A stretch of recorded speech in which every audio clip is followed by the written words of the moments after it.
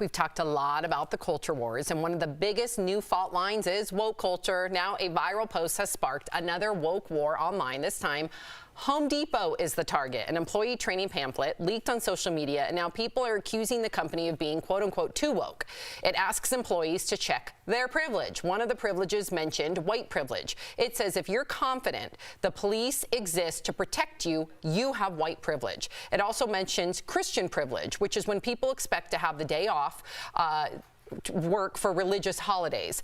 Okay, so Home Depot responded saying that the pamphlet had not even been cleared by corporate. It is just a resource for employees, not part of any required training. Yeah, there was actually some more that I just wanted to point out really quickly on the pamphlet. It also says if you don't have to worry about how do you get into a store, you are able-bodied privileged, speaking about disabled people, or if you can use a bathroom, a public bathroom without any fear or anxiety, you have cisgender privilege. So they really tried to make the whole scope in this pamphlet. I think they missed, though.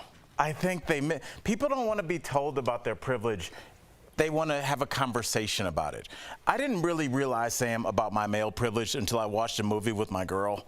And it was a movie, I think it was called Alone or something, where a young woman like leaves the city to get away for the weekend and she gets stalked by this crazy guy. And as I'm watching this regular movie, Jeff, it blew my mind. Like, my girl's like, oh, shouldn't roll your window down when you talk to a stranger. Right. Oh, when you stay at a motel, you don't stay with the door facing outside. You stay have your keys here. All these things that, like, you and I would never think is two guys over 6 feet tall.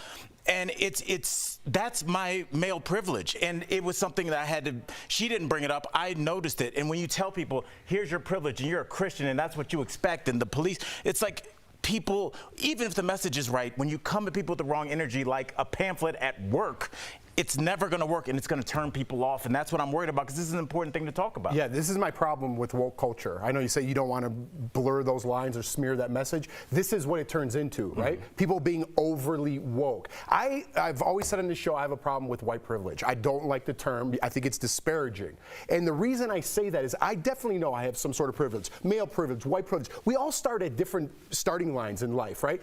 But when you say I have white privilege, it diminishes all my accomplishments, and it just puts me down to a certain level. Like Al said, it's not coming from the right place. So whatever my kids put in, it's not accomplished on their own merit. It's because of their white privilege. I don't like that. I was 20 years in this business now, okay? I got where I got because I worked hard at it. I go on an audition right now. I can't book a $200 audition. I go out right now in Denver. I can't book an audition. Where's my white privilege now? It's how much you put in, what you put in, how good you are. And I totally get that other people start, I want to say it again, you start at different starting points in your life. And I want my kids to be a little ahead of that starting line. But to disparage somebody based on their race or religion or whatever it may be, their sexuality, it's just a little condescending to me. I understand that, but I think when people know you, Jeff, they figure it out right away. But that's not like the comments get. I didn't want to bring this up.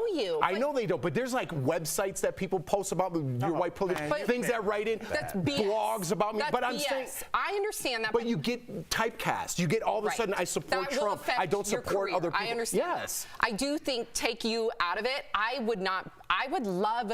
love when I'm reminded that I need to be thankful that I'm not handicapped, that I need to be thankful that I'm not suffering from some sort of, there's people out there that even just have chronic pain, and I can't even imagine what that's like because your mom knows. Yeah, it ruins your life. Right. So for me, reading that pamphlet would make me be like, gee, Sam, why am I complaining? Right. Like, come on, girl, pick yourself up from the bootstraps and get out there. You have nothing to complain about. But that's you volunteering to read that, not having that handed to you when you walk into work. I think that's the difference. I think it would bother me. It would not bother me. I believe both of you guys. No, I think it's the way it was that's done. It's a tough conversation to have, and it has to be entered into in the right way.